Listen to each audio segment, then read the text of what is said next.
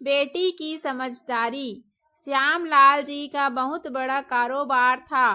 शहर के बीचों बीच आलीशान कोठी, कई नौकर चाकर उनके घर की देखभाल करते थे, कई बड़ी बड़ी गाड़ियां, पैसों की कोई कमी नहीं थी। सुबह काजल सो रही थी, तभी उसकी माँ सुनीता ने उसे उठाया। काजल जल्दी से अपने पापा से मिलने आ रही थी, क्योंकि पापा चले जाते हैं, फिर रात को देर से आते हैं। वह सीढ़ियां उतर ही रही थी, तभी उसने देखा उसके पापा मैनेजर प्यारे मोहन को डांट रहे थे। प्यारे मोहन जी, आपको कितनी बार कहा है कि मुझे काम में कोई लापरवाही नहीं चाहिए, लेकिन आप ठीक से काम ही नहीं कर रहे हैं। ऐसा है तो आपको नौकरी से निकाल देता हूँ। आपके जैसे बहुत से मैनेजर लाइन लगाकर खड़े हो जाएंगे। प्यारे मोहन जी की आंखों से आंसू छलक रहे थे। उन्होंने गिड़गिड़ाते हुए कहा, सर, मेरा बेटा बहुत बीमार था, इसी कारण हॉस्पिटल जाना पड़ा। मुझे काम से मत निकालिए, आगे से ऐसी गलती नहीं होगी। काजल सीढ़ियों पर खड़े खड़े सब सुन रही थी। थोड़ी देर बात करने के बाद प्यारे मोहन जी चले जाते हैं। काजल अपने पापा के पास आ जाती है। उसे देखकर श्यामलाल जी बहुत प्यार से कहते हैं, मेरा बेटा आ गया, आज तो बहुत जल्दी उठ गया।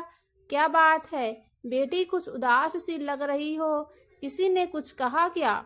यह सुनकर काजल ने मुस्कुराते हुए कहा, नहीं पापा, किसी ने कुछ नहीं कहा है, बस आप वो प्यारे मोहन अंकल को डांट रहे थे, मुझे अच्छा नहीं लगा, बेचारे रो रहे थे।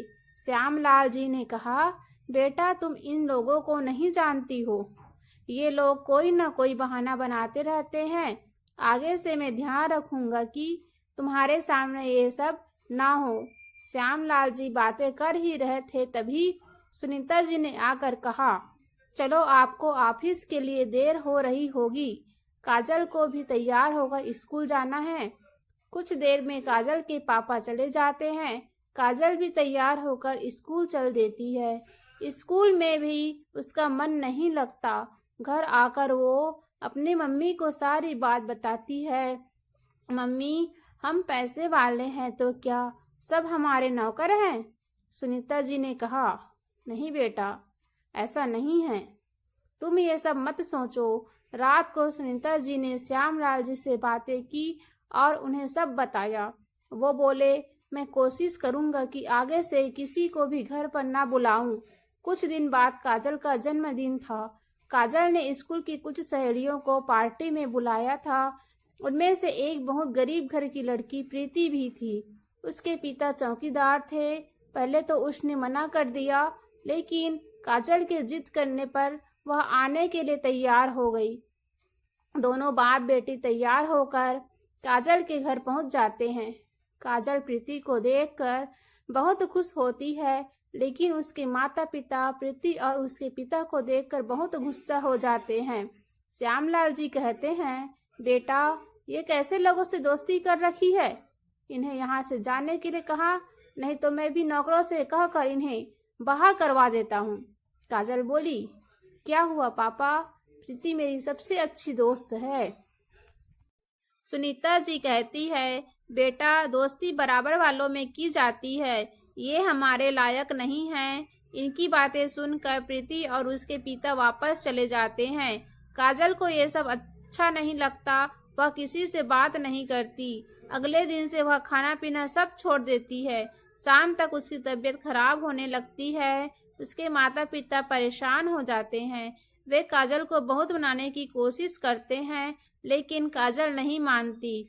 वे डॉक्टर को भी बुलाते हैं। डॉक्टर कुछ दवाइयाँ देता है, लेकिन काजल दवा भी नहीं खाती। इसी तरह 2 दिन बीत जाते हैं। सुनीता जी का रो रो कर बुरा हाल हो जाता है। काजल बेहोश सी होने लगती है। अपनी बच्ची की ऐसी हालत देखकर श्यामलाल जी बहुत परेशान हो जाते हैं। बड़े से बड़े डॉक्टर भी जवाब दे देते हैं। सुनीता जी बहुत मुश्किल से काजल से बात करती है।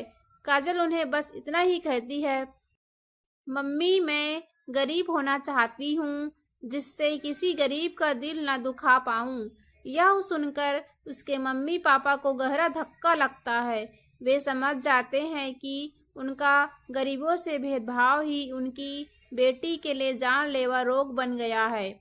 श्यामलाल जी अपनी बेटी से कहते हैं, बेटी, आज के बाद मैं किसी का अपमान नहीं करूंगा। सुनीता जी भी उसे समझाती रही। श्यामलाल जी उसे छोड़कर स्कूल पहुंच गए। वहां प्रिंसिपल को सारी बात बताई। उसके बाद वे प्रीति को लेकर उसके घर गए। श्यामलाल जी ने कहा, भाई जी, मुझे माफ कर दो। मैंने उस दिन आपका अपमान किया था। मेरी बेटी उसी दिन से खाना पीना छोड़कर बीमार पड़ी है। मुझ पर एक एहसान कर दो, मेरे साथ चलो।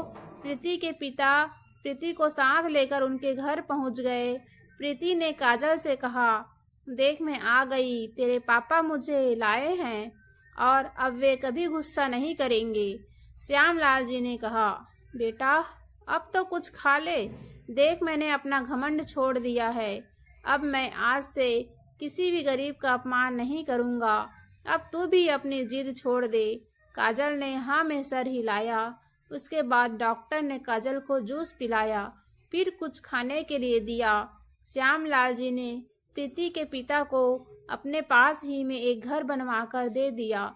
बेटी की जिद ने एक पिता को जिंदगी का सबक सिखा दिया।